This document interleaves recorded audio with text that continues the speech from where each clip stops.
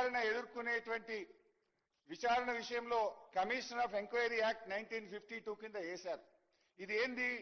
గత ప్రభుత్వాల మీద సంబంధిత అంశాల మీద విచారణ చేసే హక్కు ప్రభుత్వానికి ఎంత ఉందో విచారణ ఎదుర్కొనేటువంటి పౌరులు, అధికారులు, నాయకులు ఎవరైనా సరే వారికి కూడా తమను తాము రక్షించుకునేందుకు 1952 ఎంక్వైరీ యాక్ట్ స్పష్టమైనటువంటి హక్కులను, రక్షణల్ని కల్పించడం జరిగింది. సెక్షన్ 5 ప్రకారం విచారణ కమిషన్ సాక్షుల్ని పిలిచే అధికారం ఉంది. విచారణ వల్ల ఎవరి ప్రతిష్టకైతే భంగం వాటిల్లుతుందో వారు తమ ప్రతివాదనలు వినిపించడానికి అదే చట్టంలో సెక్షన్ 8B ప్రకారం నోటీసులు ఇవ్వాలి. వాళ్ళను డిఫెండ్ చేసుకోవడానికి కమిషన్ ఆఫ్ ఎంక్వైరీ యాక్ట్ లో స్పష్టంగా చెప్పారు అధ్యక్ష. దిస్ ఈస్ ద యాక్ట్ అధ్యక్ష, పార్లమెంట్ యాక్ట్. ఇది యాక్ట్ లో కూడా 8B 8C చదివి వినిపించమంటే వినిపిస్తే this is there very clear. ఒక సభ్యుడి మీద ఏదైనా ఆరోపణలు చేయాలనుకుంటే ఆ సభ్యుడికి ఏ విషయంలో ఆరోపణలు చేస్తున్నారు దానికి సంబంధించిన పూర్తి వివరాలు ఇచ్చి 8B 8C కింద నోటీస్ ఇస్తేనే అది చెల్లుతుంది, లేకపోతే అది చెల్లదు అధ్యక్ష. అయితే అధ్యక్ష ఘోష్ గారు ఇవాళ ఎఫెక్టెడ్ పీపుల్ అయిన మా హక్కులను కాలరాశారు. మాకు 8B కింద నోటీసులు ఇవ్వలేదు.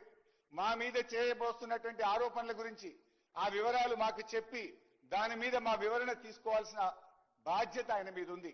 That he has not followed.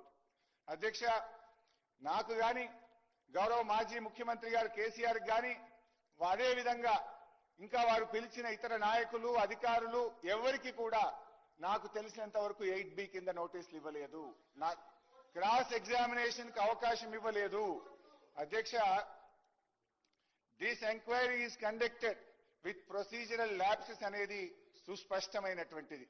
ఎందుకంటే అధ్యక్ష, ఇవాళ కాంగ్రెస్ పార్టీ అసలు మేడిగడ్డ వద్ద లోపం ఏర్పడక ముందే కాళేశ్వరం మీద దుష్ప్రచారాన్ని కేసీఆర్ గారు, హరీష్ రావు గారు అండర్ సెక్షన్ 8B 8Cలో మాకు నోటీస్ ఇవ్వలేదు, మాకు అవకాశం ఇవ్వలేదు కాబట్టి ఈ మొత్తం రిపోర్ట్ చెల్లదని కోర్టుకు వెళ్ళారు. సేమ్ ఇదే చంద్రశేఖరరావు గారు government of Telangana has appointed one more commission.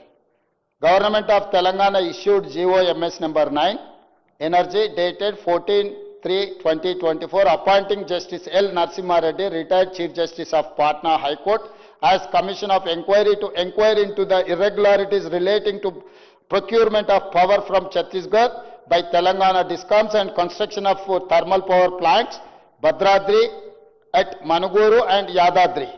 On 24th June 2024, K. Chandrasekhar filed writ petition